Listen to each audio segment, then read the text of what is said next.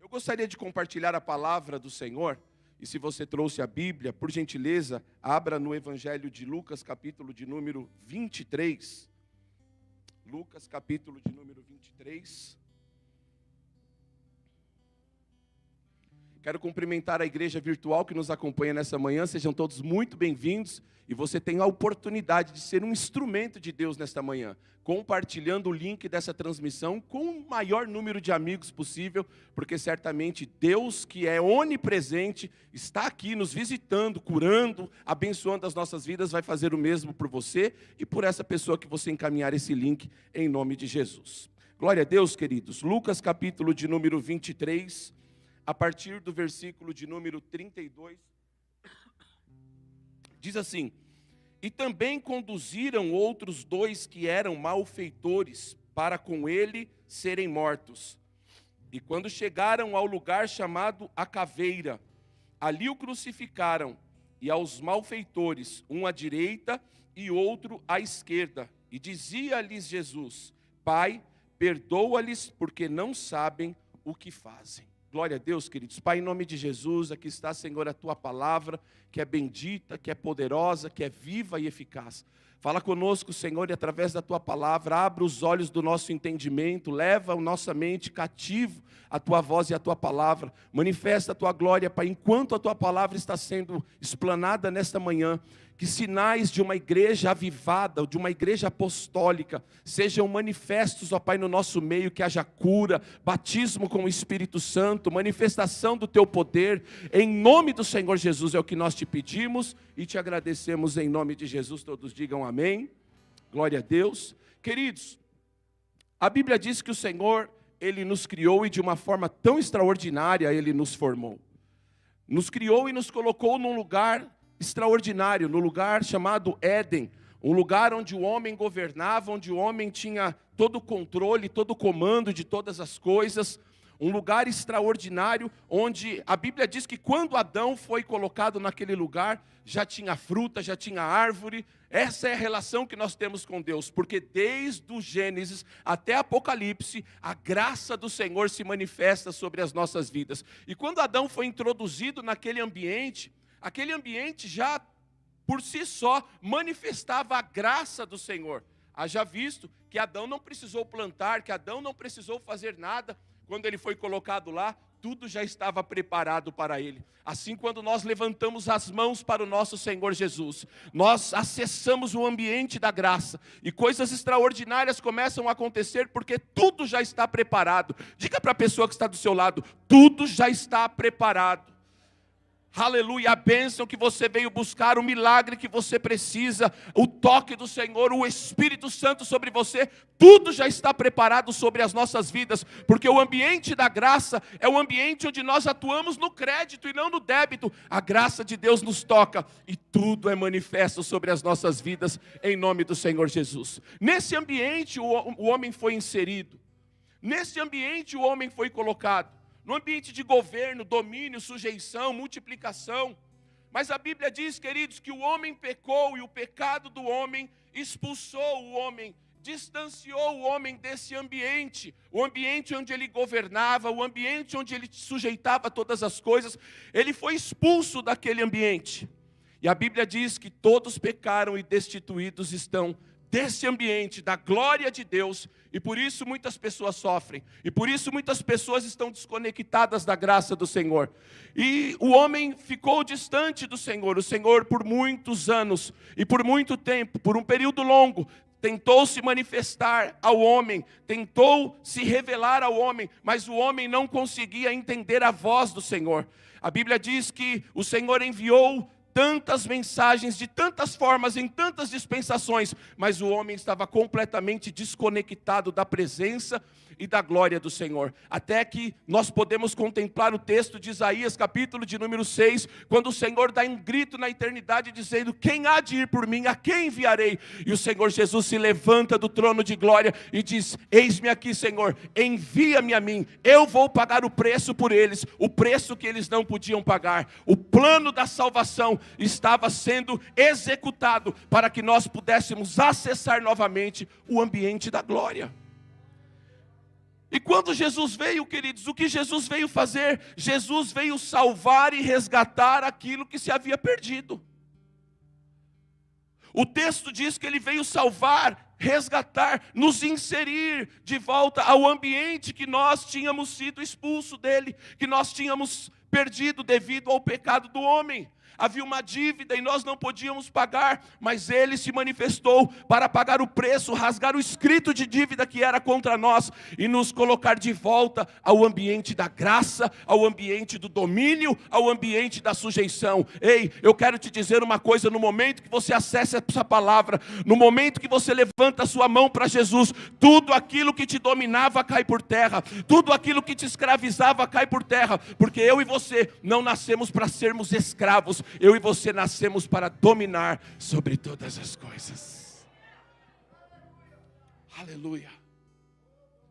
E Jesus veio, queridos, nasceu, caminhou entre nós, curou os enfermos, manifestou a sua glória, ensinou os seus discípulos, levantou pessoas, fez tantas coisas no seu ministério terreno. E chegou o momento da crucificação de Jesus. Porque havia um decreto e ele precisava pagar o preço, o sangue precisava ser derramado. Jesus foi levado à cruz do Calvário, passou por injustiça, foi crucificado, recebeu uma coroa de espinhos, foi cuspido, amaldiçoado, tudo isso para que eu e você tivéssemos acesso ao ambiente da vitória, ao ambiente da glória. Tudo isso para que eu e você voltássemos ao Éden do Senhor, ao ambiente onde o Senhor quer que nós estejamos. O texto que nós acabamos de ler conta o exato momento onde Jesus estava chegando no Monte Caveira, no lugar da crucificação. A Bíblia diz que 2 malfeitores, 2 ladrões foram levantados e foram crucificados junto com ele. Aquele cenário estava montado. A crucificação ainda não tive a oportunidade de estar lá, mas eu estarei e não vai demorar muito. Eu creio que muitos estarão também em nome do Senhor Jesus. Estaremos todos juntos lá para contemplar pessoalmente esse ambiente. Mas o cenário estava feito. A crucificação. Jesus, o homem, estava crucificado. E aqui no texto que nós acabamos de ler, nós podemos encontrar alguns segredos espirituais extraordinários, que certamente desatam e nos levam de volta à condição de origem. Diga assim: eu preciso voltar à condição de origem. E qual é a condição de origem? A condição de domínio, sujeição, a condição de multiplicação, de crescimento, a condição de expansão, a condição de rebote. Nós precisamos voltar a essa condição. E quando Jesus estava crucificado, ele liberou algumas palavras, liberou alguns decretos, liberou algumas questões que são segredos espirituais, que certamente vão nos desatar nesta manhã em nome do Senhor Jesus. A primeira declaração de Jesus, quando ele estava crucificado, encontra-se lá em Lucas capítulo 23, versículo de número 34. Ele declarou: Pai, perdoa-lhes, porque não sabem o que fazem. Queridos, todos nós caminhávamos, a humanidade inteira caminhava debaixo de uma opressão, porque havia uma dívida, uma cédula que nos era contrária. Havia uma promissória nas mãos do nosso adversário. E ele usava isso para acusar a humanidade. E a Bíblia diz que quando ele está ali na cruz, ao liberar esta palavra, Pai, perdoa-lhes, porque eles não sabem o que fazem, ele estava conquistando por nós o direito de perdão. Diga perdão. Ei, queridos, nós temos direito a perdão. Eu não sei a forma como você entrou aqui. Talvez você não esteja vivendo, não estava vivendo um momento espiritualmente falando glorioso. Mas no momento em que você acessa essa palavra, no momento em que você recebe os decretos da cruz, o perdão do Senhor desce sobre este lugar. Independente se você pecou, estava frio, desanimado. Eu não sei como você entrou aqui, mas eu sei que o perdão de Deus Deus está alcançando vidas aqui nesta manhã. Eu sei que o perdão de Deus está tocando sobre as nossas vidas. Eu sei que nós estamos, ao receber esse decreto, recebendo sobre as nossas vidas perdão da parte do Senhor. Porque ao liberar esta palavra, Pai, perdoa-lhes, porque eles não sabem o que fazem. O perdão de Deus estava liberado sobre toda a humanidade. Está disponível sobre as nossas vidas nesta manhã. Você só sai daqui da mesma forma que entrou, se você quiser. Porque se você tiver juízo e levantar as suas mãos e receber este perdão, você vai sair daqui leve, fluindo na unção do Espírito Santo, disposto a viver os melhores momentos sobre a tua vida, porque o perdão do Senhor está nos alcançando em nome de Jesus. Se você crer, dê a Ele uma poderosa salva de palmas. Não há limites que impeçam o perdão do Senhor de nos alcançar. Talvez você tenha cometido algo que aos olhos do homem seja terrível. Talvez você tenha cometido algo que para as pessoas é até difícil de perdoar. Mas não há nada que impeça o perdão de Deus sobre as nossas vidas. Aliás, há uma questão que impede o perdão de Deus sobre as nossas vidas. A Bíblia diz assim: se perdoardes uns aos outros, eu também vos perdoarei. Quando falamos de perdão, queridos, é muito importante entendermos que o perdão está disponível nas nossas vidas na mesma condição que nós perdoamos. Porque com a mesma medida com que medirmos, seremos medidos também. Para que nós recebamos perdão da parte do Senhor e deixamos essa carga que o inimigo tenta colocar sobre as nossas costas, para nós vivermos livres e fluindo na dimensão do Espírito Santo, nós precisamos aprender o segredo de perdoar, de tirar as cargas dos nossos ombros, de liberar as pessoas que muitas vezes nos ofendem, consciente ou inconsciente. Nós precisamos liberar perdão uns aos outros. E é algo tão sério, queridos. A Bíblia diz que se nós não perdoamos uns aos outros e não resolvemos os conflitos que temos entre nós, nós estamos impedidos, inclusive, de adorar o Senhor. Porque a Bíblia diz assim, ó, se for trazer uma oferta no altar, e como falamos aqui, o que é uma oferta no altar, se não adoração? O que é o momento de ofertar, se não adorar o Senhor, adorar ao Senhor? E a Bíblia diz, se for trazer uma oferta no altar e lembrar que o teu irmão tem algo contra ti, vá até ele, resolva o conflito e depois volte e entregue a tua oferta. Eu sei que ninguém aqui quer estar impedido de adorar. Então, o meu conselho a você nesta manhã, queridos, se há alguma pendência, alguma situação, não deixe passar dia após dia. Vá, resolva, ainda que tenha que discutir, conversar, mas saia resolvido. Não deixe o sol se pôr sobre a sua ira. Resolva os conflitos, porque o perdão do Senhor está disponível sobre as nossas vidas. Vamos dar a Ele mais uma poderosa salva de palmas.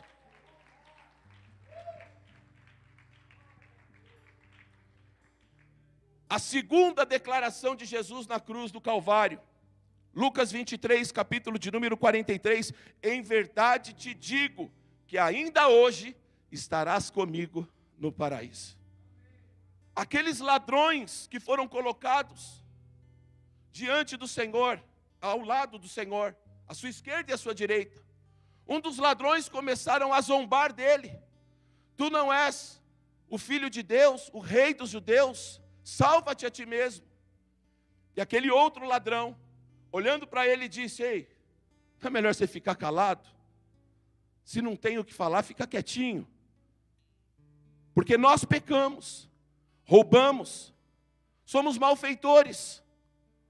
Mas este homem, o que ele fez para estar aqui? Jesus olha para aquele homem e fala assim, ainda hoje, você vai inaugurar comigo o paraíso.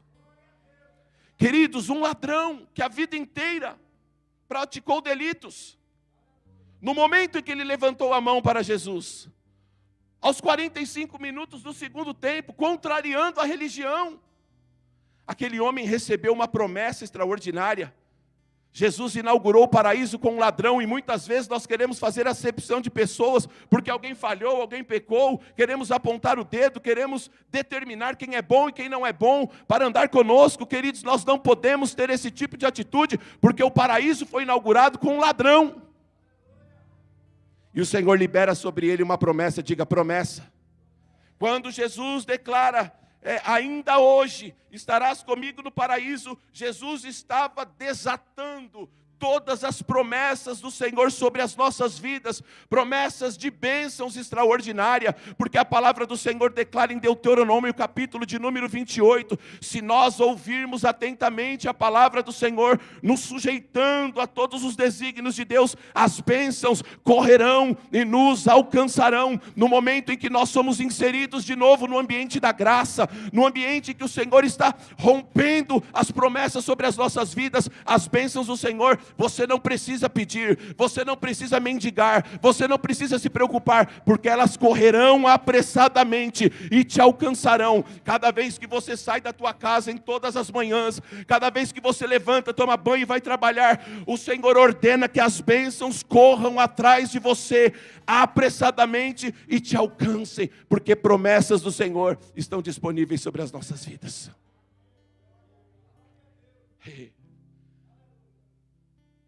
Ainda hoje estarás comigo no paraíso. Temos promessas de receber as bênçãos do Senhor, que já existem.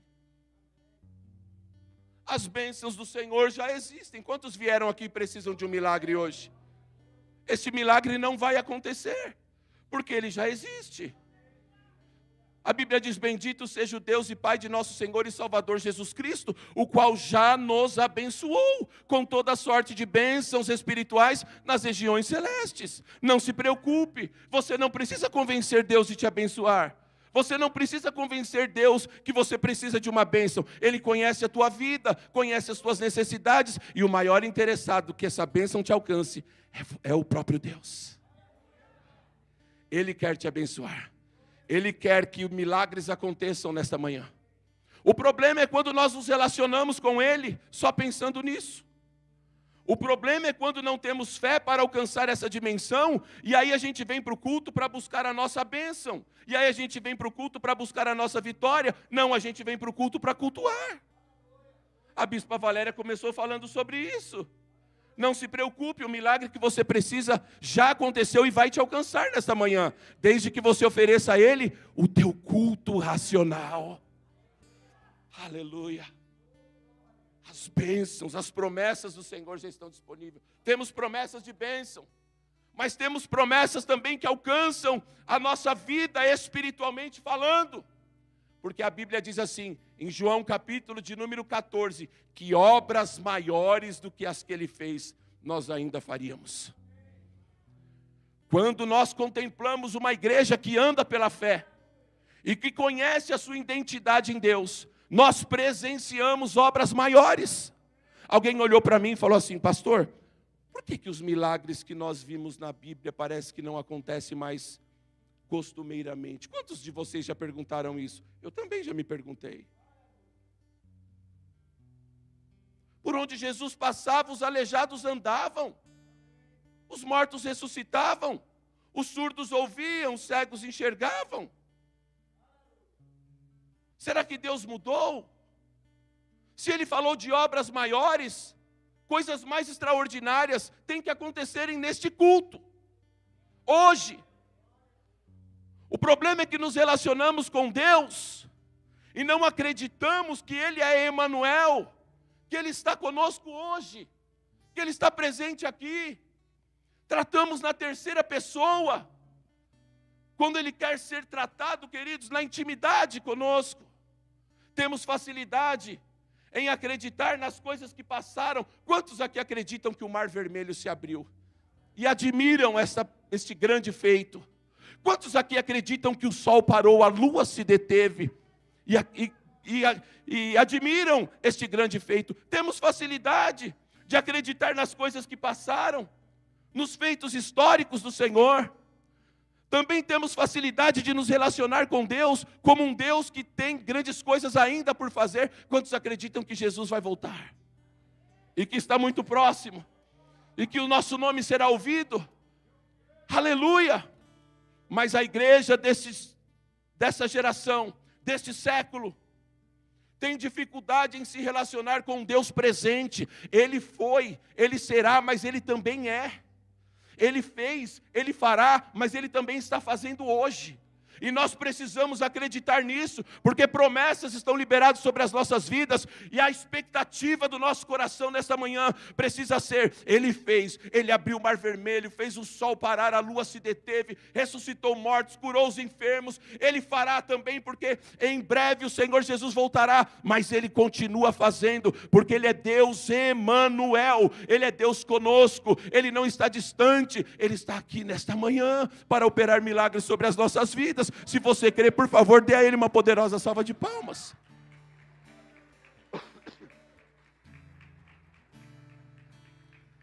Temos promessas, queridos, de bênçãos. Temos promessa de vivermos obras ainda maiores. E temos promessa de que a nossa esperança não se limita a este mundo que estamos vendo. A nossa esperança não se limita a este plano terreno. Preste atenção, eu e você somos forasteiros. Estamos aqui por um pequeno espaço de tempo, que pode durar 80, 90, 100 anos.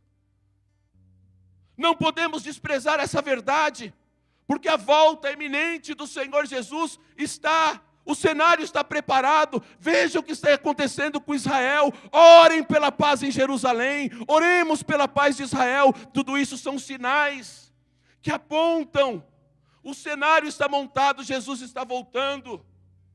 Não podemos participar de um culto como se esperássemos do Evangelho somente algo que Ele possa nos entregar atualmente. Eu e você vamos morar no céu. Eu e você vamos morar no céu. A eternidade nos espera. Aleluia. Esta dor, esse sofrimento que estamos passando, essa luta que enfrentamos, não se pode comparar com a glória de Deus que está por se revelar, queridos. E nós precisamos avivar a nossa fé, despertar a nossa expectativa a respeito dessa verdade, porque é uma promessa que está sobre as nossas vidas. Nós vamos morar no céu. Eu acredito que esse dia está muito próximo. Talvez seja hoje o último culto. Talvez seja hoje o último domingo que nós estamos compartilhando aqui. Pai, eu fiquei tão feliz de acompanhar o teu testemunho, de ver o seu semblante de alegria, por esse milagre que aconteceu, por essa bênção que o Senhor recebeu. Mas talvez o Senhor não tenha nem uma semana para desfrutar, porque a qualquer momento a trombeta vai soar. E nós ouviremos o nosso nome ser chamado. Vem, Jonathan, entra no gozo do teu Senhor. Vem, Carol, entra no gozo do teu Senhor. Nós viveremos com Ele eternamente, em nome do Senhor Jesus. Quantos vão viver eternamente? Quantos vão viver eternamente? Aplauda o Senhor Jesus mais uma vez.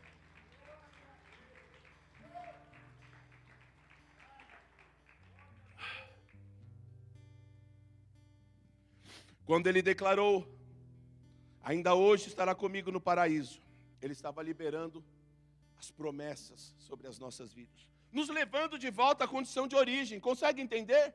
Porque o que Jesus veio fazer? Salvar e resgatar o que se havia perdido. E o que se havia perdido? A condição de origem. Aleluia! Terceira palavra, declaração de Jesus na cruz do Calvário. João capítulo 19, versículo 26 e 27. Jesus disse à sua mãe: mulher, eis aí o teu filho. E disse ao discípulo João: filho, eis aí a tua mãe. O que Jesus estava fazendo? Jesus estava resgatando a importância de nos relacionarmos com um Deus zeloso, que cuida de nós. Ele estava manifestando o zelo, dizendo: mulher, cuide do seu filho. Filho, cuide da sua mãe, porque assim como eu sou, como é no céu tem que ser na terra, eu sou um Deus zeloso, eu sou um Deus cuidador, eu sou um Deus que manifesto o meu cuidado. E eu anotei aqui: zelo significa cuidado, dedicação, empenho em relação a algo ou alguém. É um sentimento que envolve atenção, preocupação e interesse em proteger ou promover o bem-estar de alguém. Preste atenção, queridos. O Deus que nós servimos não está distante, Ele está presente. e Ele está atento às nossas petições. Sabe por quê? Porque Ele é um Deus zeloso. Ele é um Deus zeloso. Eu acho tão lindo o trato de uma mãe com um filho, e Deus também acha lindo isso, né? A ponto dele falar assim: pode uma mãe abandonar o filho que mama? E é tão interessante a gente verificar o zelo de uma mãe com o filho. Principalmente aquelas de primeira viagem, né? O primeiro chorinho já sai correndo e quer cuidar, e quer fazer, quer zelar. Já dá uma mamadeira, às vezes nem está com fome, não sabe direito, é ou não é? Às vezes é dor de barriga, e aí enche mais de mamadeira, e a barriga dói mais ainda. Mas tudo isso é o quê? É uma forma de manifestar o zelo. A criança chora, a mãe responde. A criança tem necessidade, a mãe cuida, a mãe zela. E se mães na terra conseguem fazer dessa maneira, quanto mais o Senhor é zeloso por nós. Quantas vezes oramos e parece que a nossa oração bate no teto e volta, parece que ninguém está ouvindo, mas eu quero te dizer, aquele que não dormita e nem tosqueneja, Ele está atento a todas as nossas petições, porque Ele é Deus zeloso sobre as nossas vidas. Ele olhou e falou assim: mãe, cuide do seu filho. Filho, cuide da sua mãe. Manifeste o zelo uns pelos outros, porque eu sou um Deus zeloso. E quando nós voltamos ao ambiente de origem, nós começamos a desfrutar desse ambiente, onde o Senhor, por muitas vezes, até mima as nossas vidas. Por esses dias, ficou comum uma expressão, né? Mimimei. Né? Quantos já viram?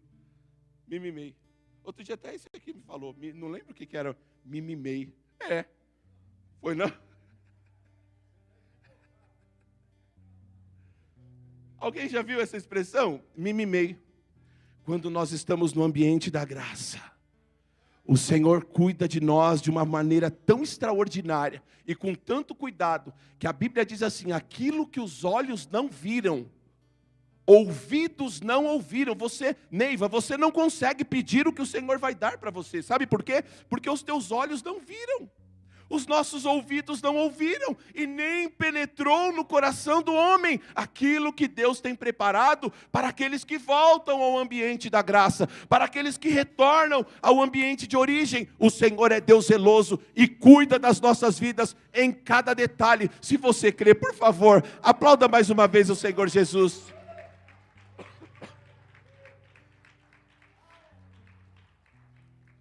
Pessoas que foram muitas vezes, tiveram um relacionamento deturpado entre pais e filhos. Tem pessoas, queridos, que foram abandonadas pelos pais. Tem pessoas que nem conheceram os pais. Existem tantas histórias que quando nós ouvimos e às vezes vamos aconselhar pessoas, dá vontade de chorar com elas. Se nós formos apenas olhar num plano humano, quando nós percebemos que independente se seu pai e sua mãe te abandonou, independente se o relacionamento entre pai e mãe foi conturbado, independente da forma como caminhou até aqui, nós levantamos as mãos para Jesus e o Senhor nos arranca dessa situação, tira todo o trauma das nossas vidas, toda a rejeição das nossas vidas e nos leva para o seu colo, para a condição de origem, onde Ele desce todas as tardes para se relacionar conosco, mostrando-se um Deus zeloso sobre as nossas vidas. Não podemos ficar nos enchendo de evasivas e de justificativas. Ah, pastor, você não conhece a minha história. Eu fui abusado quando eu era criança. Eu passei por isso, passei por aquilo, passei por tanta coisa. Queridos, no momento em que você levantou a mão para Jesus, as coisas velhas se passaram. Eis que tudo se fez novo.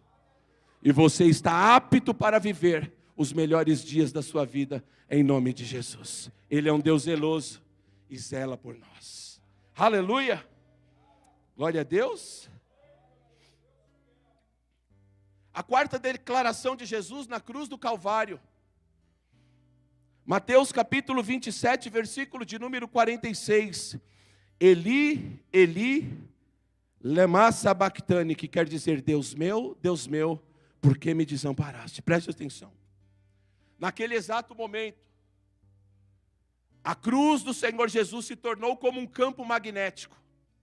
E ele atraiu para si o pecado de toda a humanidade. Ele atraiu para si as enfermidades de toda a humanidade.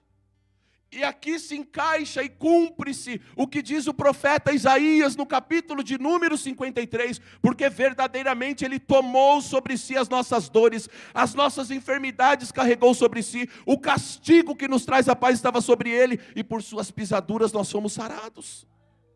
Quando ele disse, Deus meu, por que me desamparastes? Ele estava conquistando por nós o direito de sermos saudáveis, o direito de andarmos curados, o direito de recebermos cura. Por isso, queridos, no momento em que você levantou a mão para Jesus, todo câncer é ilegal sobre o teu corpo, toda enfermidade é ilegal sobre o teu corpo, toda doença é ilegal sobre o teu corpo, porque ele conquistou por nós o direito de sermos curados, o direito de sermos sarados. Se você entrou aqui, querido, sentindo algum tipo de dor, se você entrou aqui sentindo algum tipo de enfermidade, algum sintoma, talvez no teu corpo existe um mioma, talvez no teu corpo existe um tumor, talvez no teu corpo existe algum tipo de malignidade, algum tipo de enfermidade, mas nesta hora eu quero desafiar você a colocar a mão no lugar da enfermidade, no lugar da doença, porque neste exato momento, quando você recebe esta palavra é cura para o teu corpo, esta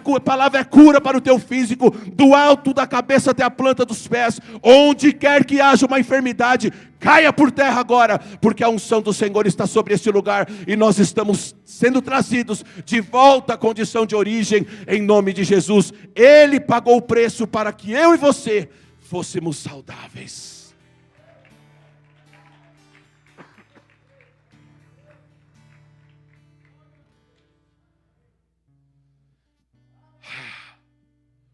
Na calabra vassou mondorgue entreplevandaravassubi candarabi. Eu vejo o Senhor visitando pessoas e curando enfermidades aqui, não somente aqui no presencial, mas também alguém que está nos acompanhando através das redes sociais. Receba a cura no teu corpo. Se você estava com algum tipo de sequela, se você estava com algum tipo de doença, se você estava paralisado por uma enfermidade, seja curado agora, em nome do Senhor Jesus. Mas além de curar o nosso físico, Ele também conquistou a cura para tudo que aflige as nossas emoções, as nossas almas. Quando ele disse, Eli, Eli, lama sabachthani, ele estava passando por um tempo de solidão, porque naquele momento ele sentiu-se desamparado, ele sentiu-se abandonado. Por quê, queridos? Porque ele estava cheio de pecado por mim e por você. Não que ele tenha cometido, mas ele atraiu para si os pecados e enfermidades de toda a humanidade. E Deus, que não compactua com o pecado, naquele momento ele virou o rosto. E Jesus não percebeu mais a comunhão que havia, porque o pecado faz separação entre Deus e o homem. Naquele momento ele sentiu-se sozinho, separado. Ele venceu a solidão, para que eu e você não tivéssemos nenhuma doença da alma. Quando recebemos esta ministração, quando entendemos essa profundidade, nenhuma depressão permanece sobre as nossas vidas, nenhuma ansiedade permanece sobre as nossas vidas. O pânico tem que cair, o medo tem que cair, toda crise emocional tem que cair, e nós recebemos cura para as nossas emoções. Eu e você somos curados. Temos vivido um tempo, queridos, onde as pessoas são cheias de mimimi.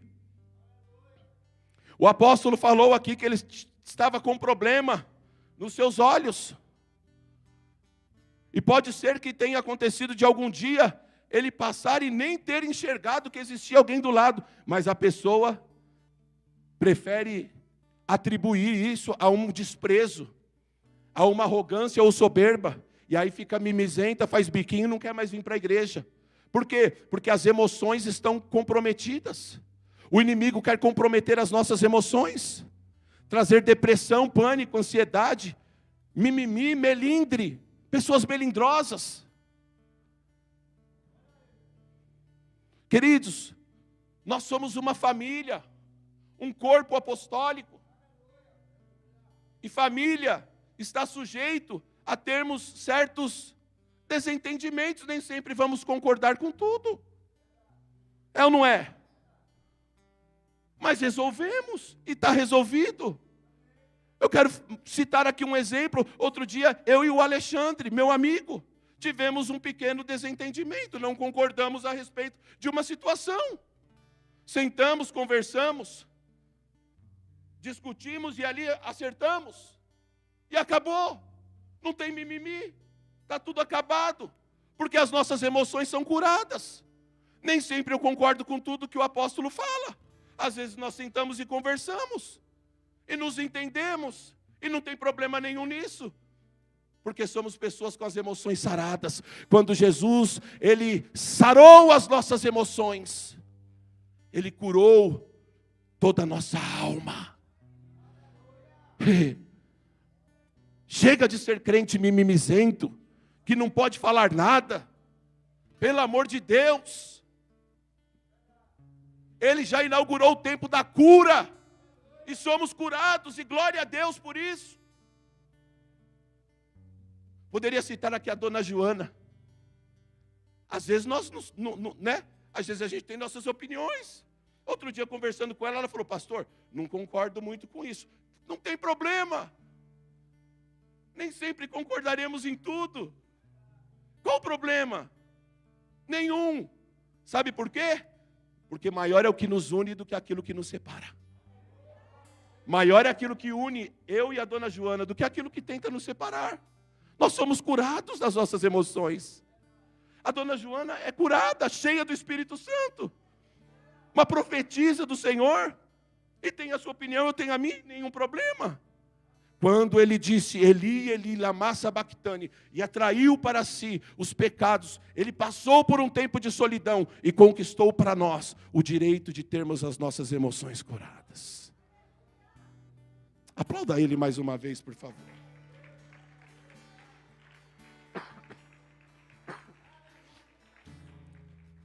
A quinta declaração de Jesus na cruz do Calvário. João capítulo 19, versículo de número 26, ele declarou: tenho sede.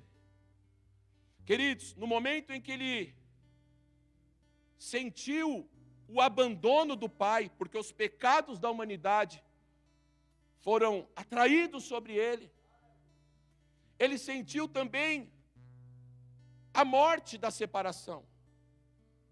Porque um dos sintomas de quem está morrendo, eu não sei se você já teve a oportunidade de acompanhar algum testemunho nesse sentido.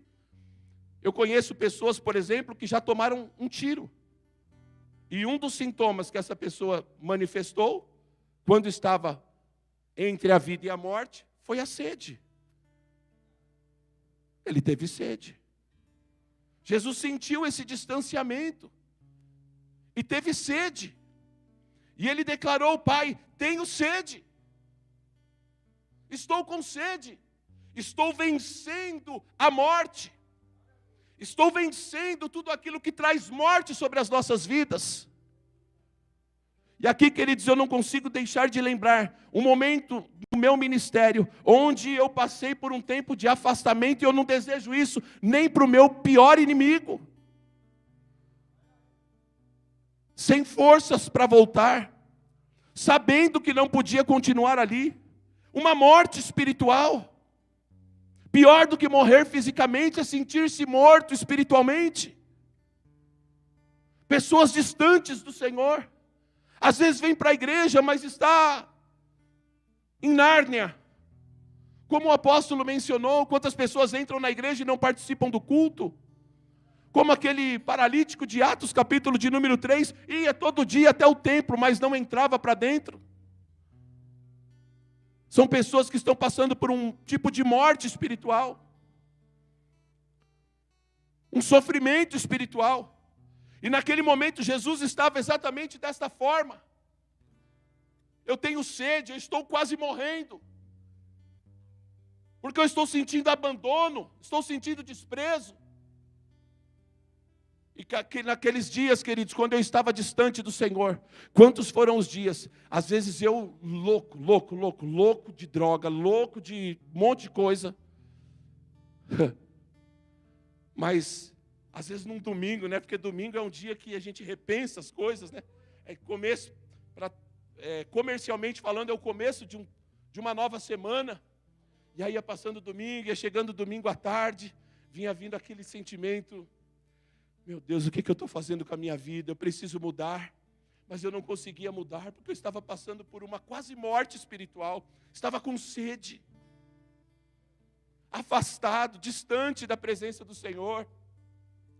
E quantas às vezes eu levantei a minha mão, às vezes dentro da biqueira, num boteco, e começava a cantar louvores. Alguém olhava e falava assim: ué, Peter, isso não é música de crente? Mas eu sou crente. Você é crente? Doido desse jeito? Eu sou crente. Eu estou aqui.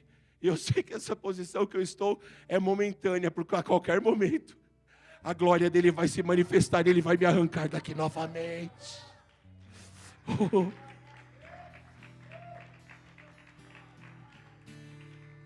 Eu estava com sede, passando por uma quase morte espiritual, mas o Senhor Jesus, que também passou por isso, quando Ele declarou: tenho sede, Ele estava conquistando para nós o direito de sermos resgatados, o direito em que o Senhor vá lá onde ninguém quer ir, e nos tire, e nos puxe, e nos perdoe, e nos traga de volta à condição de origem. Talvez você tenha entrado aqui desanimado, frio, apático. Talvez você que está nos acompanhando nas redes sociais está afastado, distante da presença do Senhor. Talvez você esteja usando drogas, talvez você esteja bebendo, se prostituindo. Não importa o pecado que você esteja cometendo, nós estamos anunciando um Deus que perdoa pecados, nós estamos anunciando um Deus que perdoa suas falhas, um Deus que passou pela quase morte espiritual, para que você pudesse ser resgatado. Volte hoje à presença do Senhor em nome de Jesus.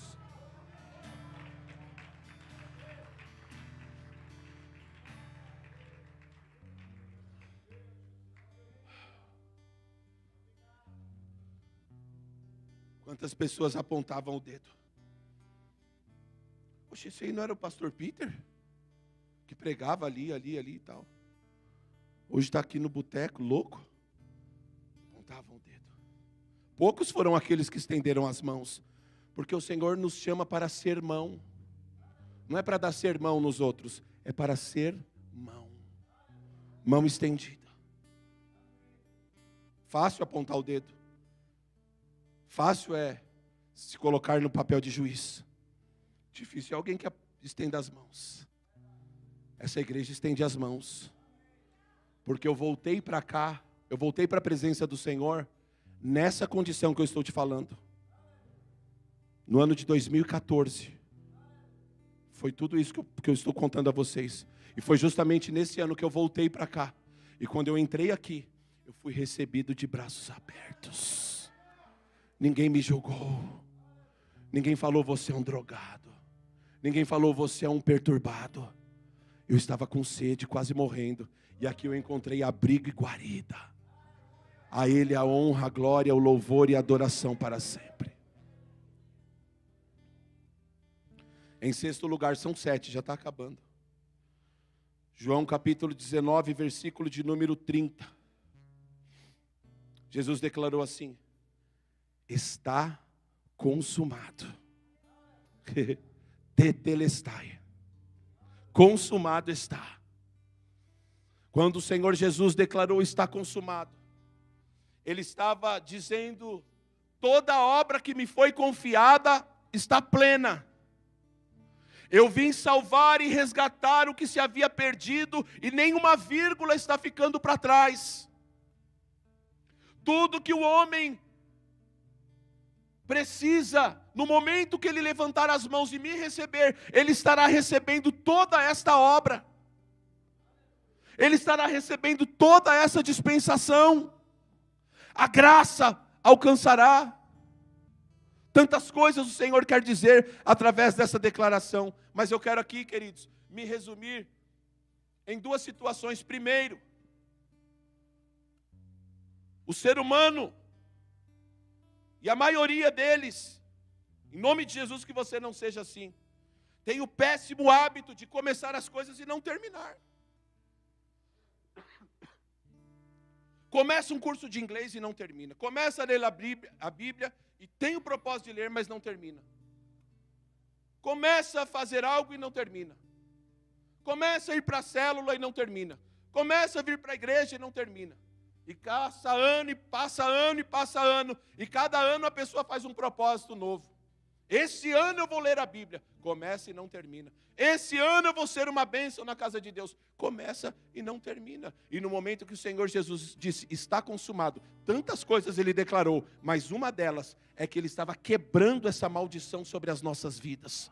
A maldição de começar e não terminar. A maldição de nós, às vezes, declaramos, falamos, agora vai ser assim, agora vai ser de outro jeito, mas logo nos pegamos em tantas adversidades e acabamos esquecendo daquilo que nós nos comprometemos. E preste atenção, queridos, aquele que olha para o vento jamais semeará. Quem disse foi Salomão. Quando você estabelece um propósito, o inimigo vai se levantar contra. Alguém falou assim para mim, pastor, parece que quando eu abri a célula na minha casa, muitas bênçãos foram liberadas, mas outras situações parece que eu estou enfrentando. Por quê, queridos? Porque o inimigo é opositor da bênção do Senhor. Algo extraordinário está por acontecer, porque Deus honra o teu propósito. Deus se agrada quando nós declaramos firmemente e mantemos o foco. E o inimigo quer fazer de tudo para nos tirar do foco. O inimigo quer fazer de tudo para que nós não consigamos consumar aquilo que nós prometemos. Mas quando ele disse consumado está, ele estava declarando assim, você vai começar a escola de líderes e você vai até o fim. Você vai para uma célula e você não vai abandonar essa célula. Você vai para a igreja e você vai até o fim.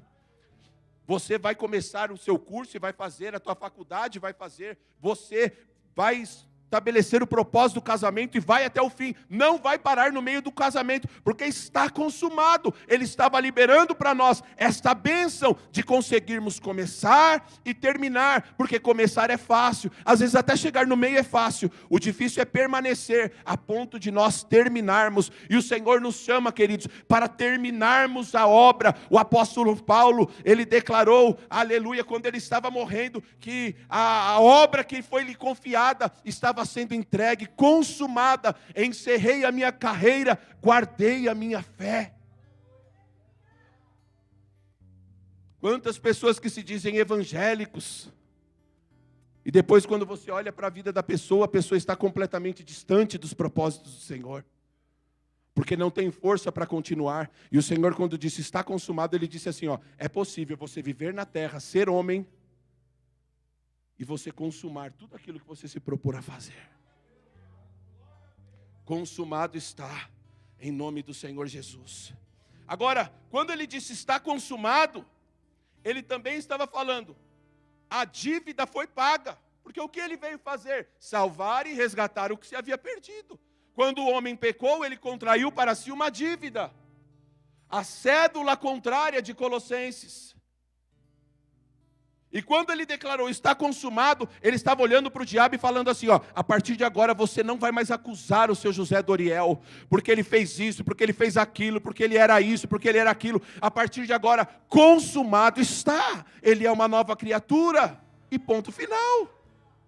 A partir de agora, Satanás, você não vai olhar mais para o Peter e vai dizer que ele é um drogado, que ele é um destruidor de famílias, que ele é um traficante de drogas, que ele é um prostituto. Não, não, não, não. Agora está consumado. Eu arranco ele da condição, tiro ele das trevas e transporto ele para a minha maravilhosa luz. Consumado está.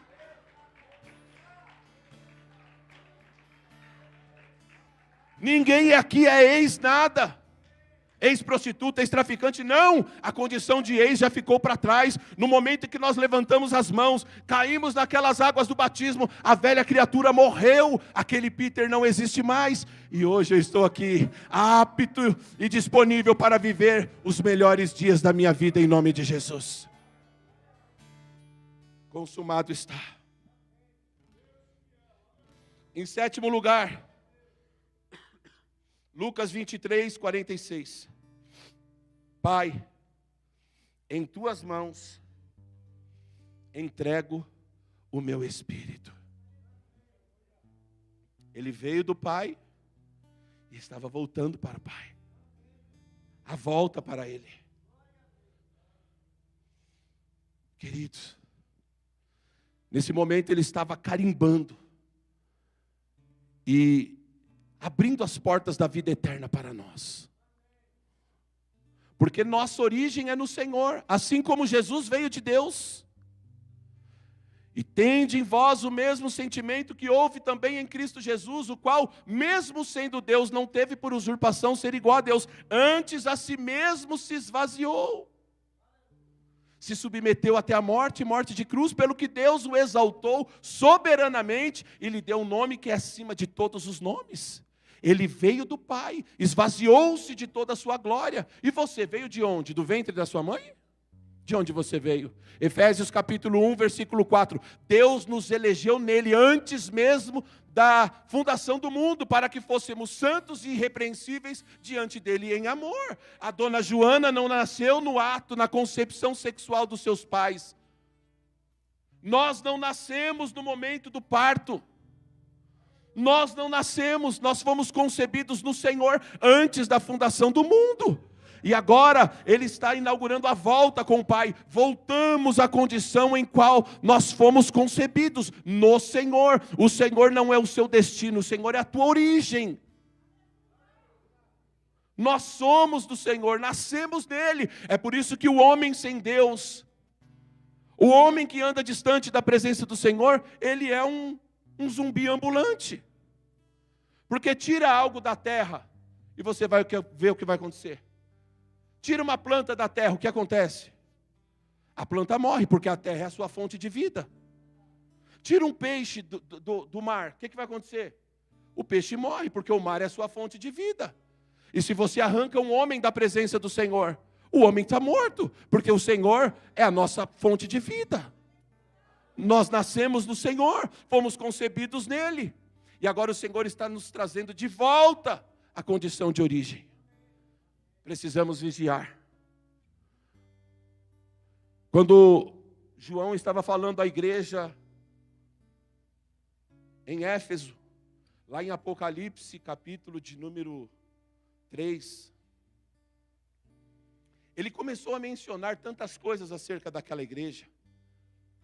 Tenho a seu favor que você trabalha bastante. Colocastes à prova os apóstolos que dizem ser, mas não são.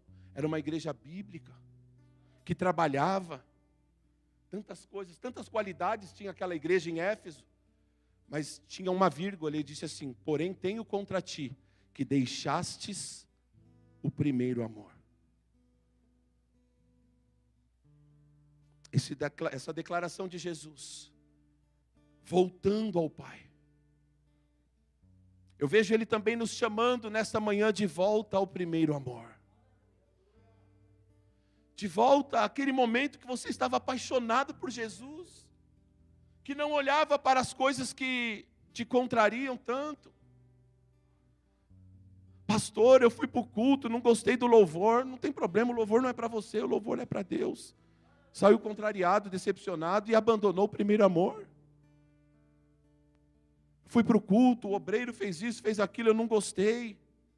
Tantas coisas podem ter acontecido e hoje você se encontra nessa situação, frio, desanimado. Não conseguem mais se relacionar com as pessoas. Não conseguem mais se relacionar com Deus, prefere ficar superficialmente, com medo de não se decepcionar, ao invés de mergulhar profundamente e viver aquilo que Deus tem para as nossas vidas. Deixou o primeiro amor. Aquela igreja trabalhava, limpava os banheiros da igreja, varriam a igreja, preparavam Santa Ceia, faziam tantas coisas, saíam das casas, participavam dos cultos, mas deixaram o primeiro amor, e eles estavam sendo advertidos pelo Senhor Jesus, dizendo: tenho contra ti que deixastes o primeiro amor. O Senhor nos chama de volta nesta manhã, de volta ao primeiro amor. Lembra quando você vinha para o culto? E quando começava o louvor, você nem se importava com quem estava aí do lado, você saía e se ajoelhava aqui. Não quero nem saber o que vão pensar. Eu vou chorar na presença de Deus. O inimigo, queridos, ele quer trazer frieza em nossos corações, dureza nos corações, achar que esse tipo de situação não é mais relevante, importante. Voltemos ao primeiro amor.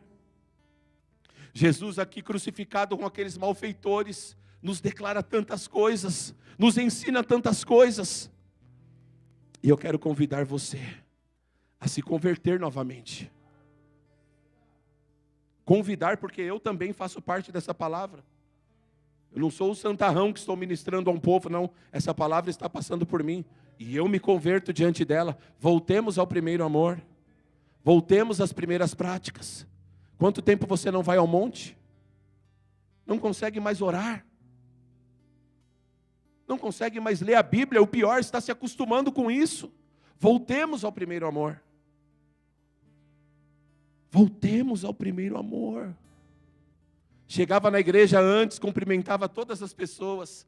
Achava importante manifestar o amor de Deus. Agora está tão duro que chega e prefere ficar sentado num cantinho para que ninguém te veja. Voltemos ao primeiro amor. A Bíblia diz que ele, terminando essas palavras, entregou o seu espírito. A morte não pôde deter o meu Jesus.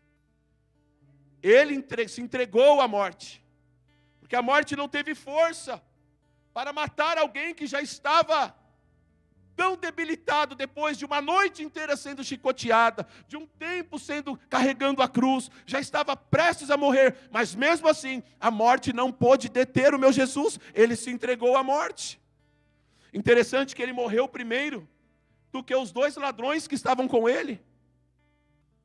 E me pergunta por quê? Diga por quê, pastor. Porque todas as vezes que Jesus passou por alguém que estava morto, ele não conseguiu conviver com essa situação e ressuscitou aquela pessoa. Jesus se entregou primeiro do que aqueles ladrões, porque senão ali na cruz ele iria ter que ficar ressuscitando aqueles ladrões. Quantas vezes eles morressem, Jesus os ressuscitaria, porque a morte não fica no ambiente onde Jesus está presente. Toda a morte está caindo por terra nesta manhã. Aplauda ele, queridos.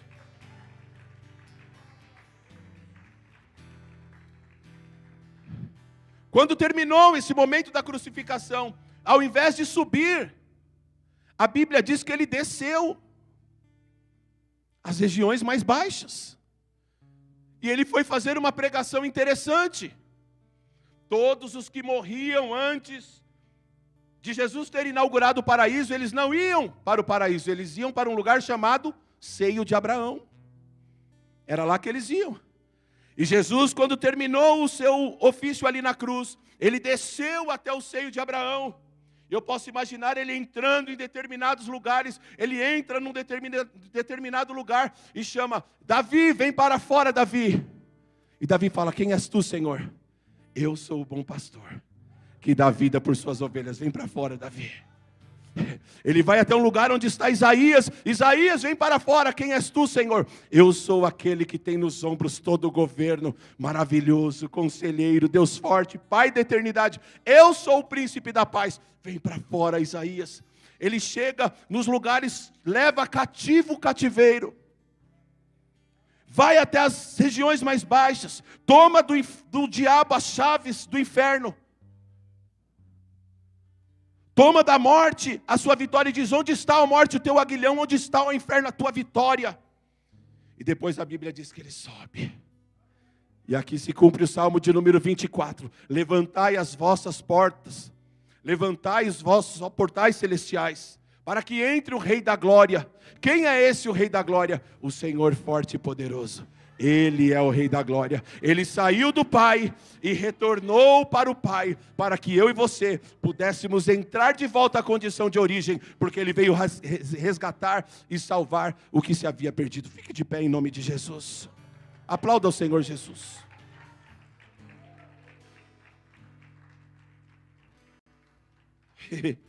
Abra sua mão, feche os seus olhos. Por favor, comece a adorar o Senhor. Você não precisa nem do ministério de adoração. Nós vamos adorar juntos com o ministério de adoração. Mas há sobre a tua vida um dispositivo chamado adoração. Eu quero que você comece a adorar o Senhor por esta palavra.